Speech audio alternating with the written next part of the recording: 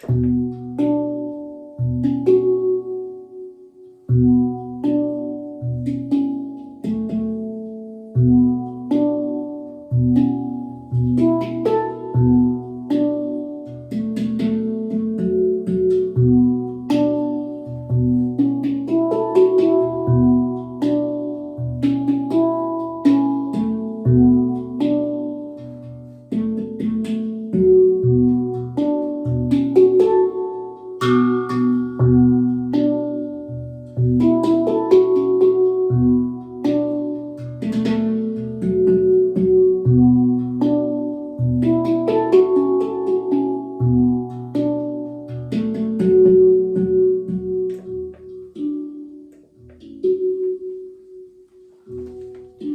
everybody doing today?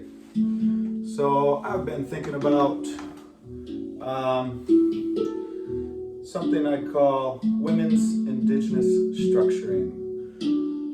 And so today most of the way that our world is set up is in a patriarchal system, which when I try to visualize that, what does that look like?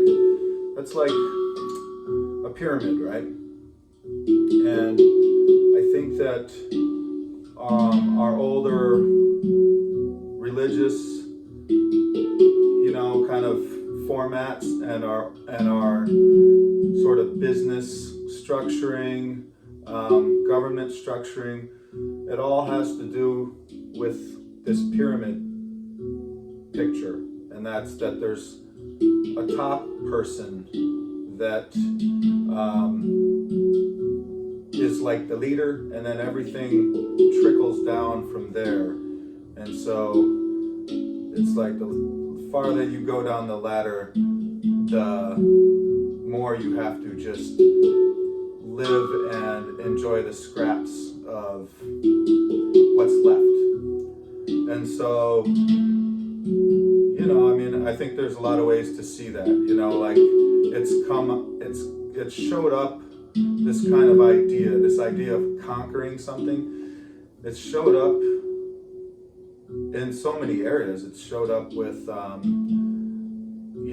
like I said, our government system. And like if we want something that somebody else has, whether that be land or oil or even in, maybe even potentially in sports or different things like that, we take the approach of conquering it and or having power over something.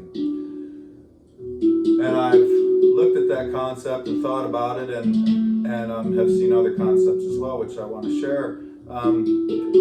But I see how that's affected our family lives too. And so imagine this idea that your father comes home from work after being embarrassed or talked down to or humiliated because he wasn't functioning at the level that he was supposed to, and instead of being approached with compassion, he was ridiculed or yelled at or threatened potentially. And these things happen in business and in jobs and things. And then that father comes home to his family and he's emotionally and spiritually and physically exhausted. So what's left for his family?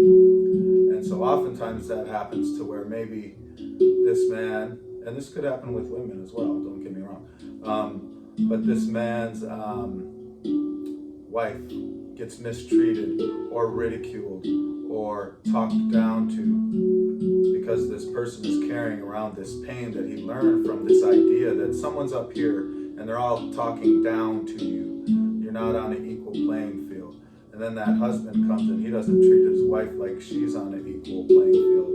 And then that same father talks to his children as if the only thing that they can do is something wrong, that those children hear more of what that father is disappointed in than encouraging statements. And so you can see that's just a way to try to map that out, what that looks like when we take the approach of conquering something, and how that potentially trickles down in everything that we touch, everything that is in our sphere. And we all know about the ripple effect. Well, imagine a different concept. And so I said women's indigenous structuring.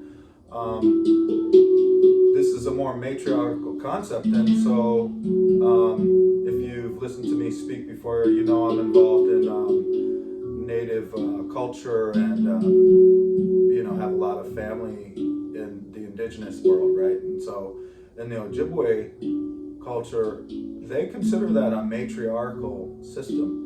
And it's interesting because at first glance you wouldn't think so, because they have men chiefs and things like that, and ceremonial leaders and chiefs oftentimes are the men and things like that, and they have different roles that men play and different roles that women play.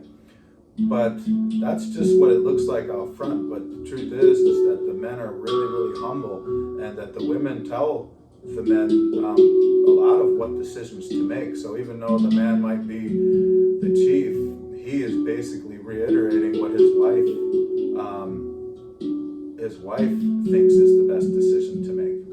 And so in that way, and there's a lot of indigenous matriarchal cultures that were there.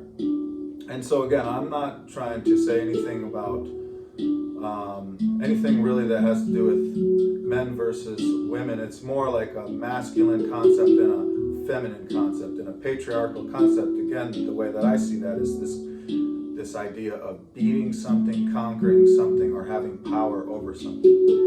And a matriarchal concept like this women's indigenous structuring that I'm speaking of has more to do with how a mother would treat a child. And so imagine, again, if a woman was at work and their boss treated them and spoke to them with love and encouragement, and looked at them and in the face as if they were an actual human being or an equal that was there to, be an asset to and help whatever that business might be.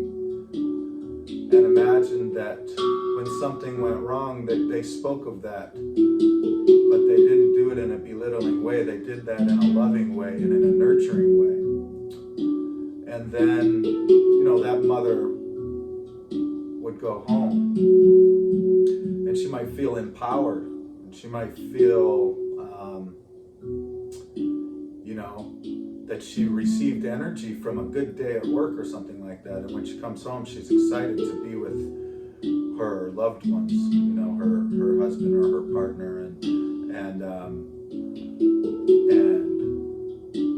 love them and show them love and encouragement because it was given to them, and to be excited to see their children, to show them love and nurturing, and to remind them that they're important, remind them that they're loved, remind them that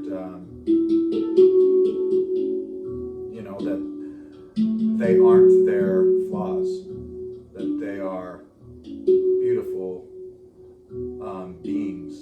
And so I think you get what I'm saying there. What I'm basically saying is like that matriarchal concept, as opposed to the conquering, like to conquer something and to kind of break it apart or to have power over something, that's not sustainable. But a matriarchal concept, like everything is in a circular motion. It's not like there's a higher up. Everything is equal, and it's just basic science. Like if you feed something, it grows. If you feed and love a child, I think most of us know right now the biggest thing that's lacking in our world today, that people are lacking, is that they feel loved, and that there's an epidemic of people with low self-esteems running around there that don't feel good enough. And we're all trying to heal ourselves, right? Well, it's just basic